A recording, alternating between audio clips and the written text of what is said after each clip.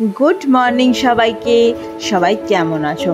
তো দেখো, সকাল সকাল মেয়েকে স্কুলে দিয়ে এসে আমরা বেরিয়ে পড়েছিলাম বাজার করতে।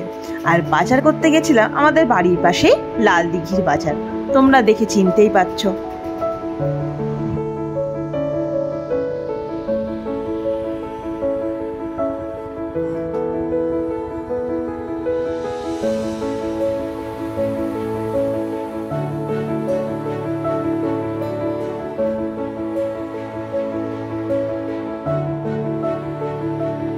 তো আমি আর লিডার বাবা বাজারে ঢুকে পড়েছিলাম।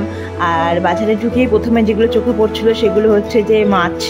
জলের মধ্যে মাছগুলো দেখছিলাম, তো দেখে সকাল সকাল মনটাই খুব ভালো হয়ে যাচ্ছিল। চারিদিকে শুধু মাছ, কত রকমের মাছ ছিল, তো সেইগুলোই দেখছিলাম। প্রথমে ভাবছিলাম যে আমরা কি মাছ কিনবো আজকে, তো সেটাই আমি আর ওর বাবা ভাবতে ভাবতে যাচ্ছিলাম যে কি মাছ আজকে কেনা যায়।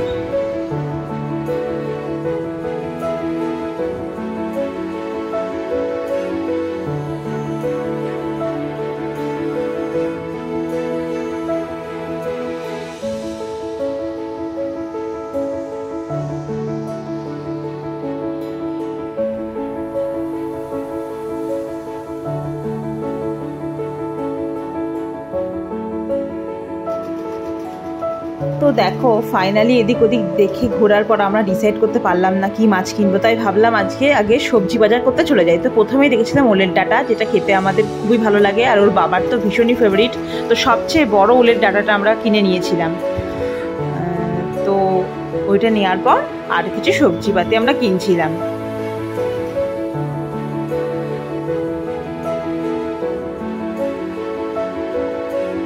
তারপরে পাতিল লেবু নিয়ে নিচ্ছিলাম, যেটা আমার রোজই লাগে, আর কিছু পটল আর শসা আর এইসবই টুকিটাকি নিয়ে নিচ্ছিলাম।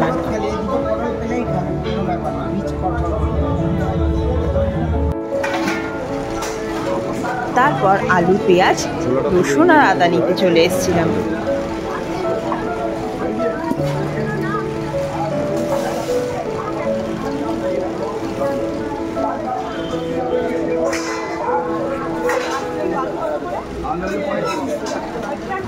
আর তারপরে আমরা ডিম নিতে চলে গেছিলাম। তো ডিমের দোকানে কাকুটা আমাদের কথা শুনে হাসছিল, কারণ সবাই গিয়ে বড় ডিম খোঁজে আর আমরা সবচেয়ে ছোটো ডিমগুলো সেগুলো খুঁজি। ওর বাবা বড় ডিম খায় না, বলে কি ছোটো ডিমগুলো নাকি স্বাদ ভালো হয়। তো সেই কারণেই কাকু বলছে যে তোমাদের জন্য ডিমগুলো রেখে দেবো। তো ডিম নিয়ে চলে এসেছিলাম। তারপরে আমরা ডিসাইড করলাম যে একটা জ্যান্ত রুই মাছটা দেখলাম, ভালো লাগলো, তো আমরা ভাবলাম যে এই মাছটাই নেব। তো এই দেখো মাছ কাটা চলছে।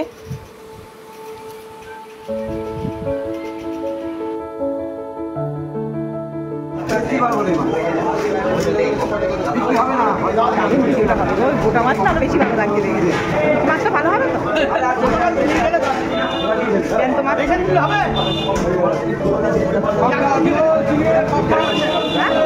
না, আগে একবার চ্যান্তটা নিয়ে গেছিলাম, ভালো হবে।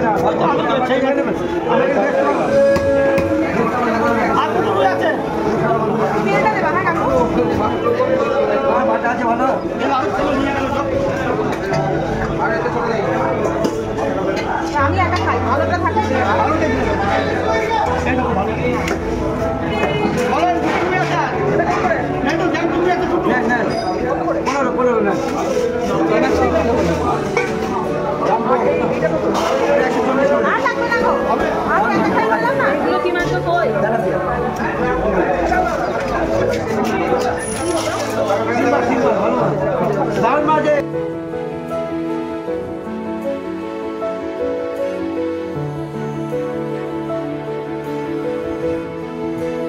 তো তারপর বাজার টাজার সেরে আমরা চলে গেছিলাম দোকানে দুধ কিনতে। তো এক প্যাকেট দুধ কিনে নিয়ে আমরা চলে গেছিলাম মিষ্টির দোকানে মিষ্টি নিতে আর মিষ্টি দই নিতে।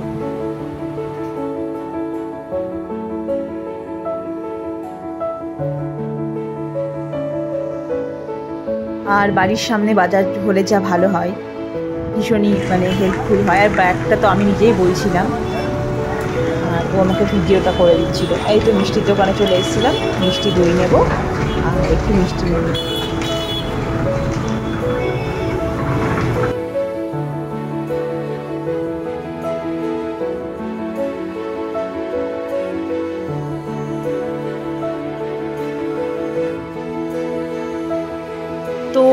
মিষ্টির দোকানে ওরই একটা স্টুডেন্টের মার সাথে দেখা হয়ে গিয়েছিল, তো ওই জন্য দিদির সাথে আর কি গল্প করছিলাম একটু।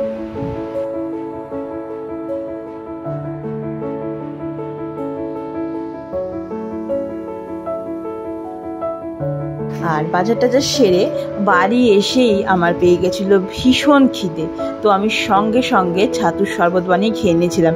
আর যেহেতু আমি চিনি খাই না, ওই জন্য একটুখানি আখের গুড় নিয়ে নিয়েছিলাম। তো এই তো ছাতুর শরবতটা খাওয়ার পরেই ওই যেহেতু জ্যান্ত মাছের তেলটা পেয়েছিলাম, ওই লোকটা সামলাতে পারিনি। আর মাছের তেল খেতে আমার ভীষণ ভালো লাগে, আর বাড়িতে আমি একাই খাই, তো সেই জন্য আমার মতন আমি একটু মাছের তেল বানিয়ে নিয়েছিলাম। আর কার কার মাছের তেল খেতে ভালো লাগে অবশ্যই জানিও।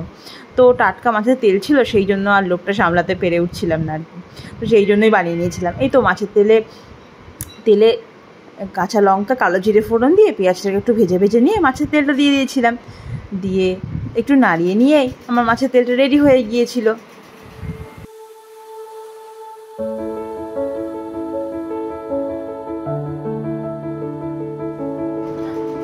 তো দেখো আজকে আমাদের লাঞ্চে কী কী মেনু ছিল। গরম গরম ভাত, তার সাথে ছিল মাছের ডিম ছিল, ওই মাছটা এই জন্য মাছের ডিমে একটু বড়া হয়েছিল, আর হয়েছিল ডাল, আর ওই জ্যান্ত মাছটার আলু দিয়ে একটা ডালনা মতো হয়েছিল। মাছটা খেতে না ভীষণ মিষ্টি ছিল, আর ওই ওলের ডাঁটাটা কাঁঠালের বিচি দিয়ে তৈরি হয়েছিল, আর বড়ি ভাজা আর পটল ভাজা। তো এই তো ছিল আমাদের, আর মাছের তেলটা। তো এই তো ছিল লাঞ্চের। তো হাজব্যান্ডকে খেতে দিয়ে দিয়েছিলাম, তো হাজব্যান্ড খাচ্ছিল। আর এই তো আমাদের সবার লাঞ্চ হয়ে গেছে। তো লাঞ্চ হওয়ার পর নিয়ে ছাদে চলে গেছিলাম, ছাদে একটুখানি সারাদিন পর হাঁটাহাঁটি করি।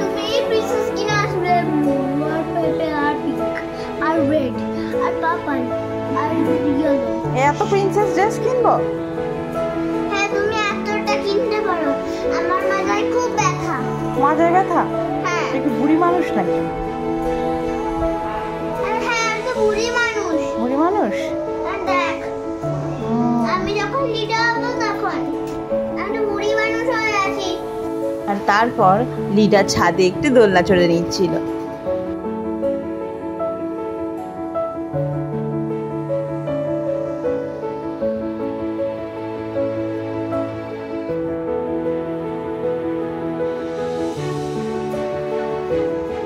আর তোমাদের বলি, রাতের রান্নাটা আমি করি, আর দিনের রান্নাটা মা করে।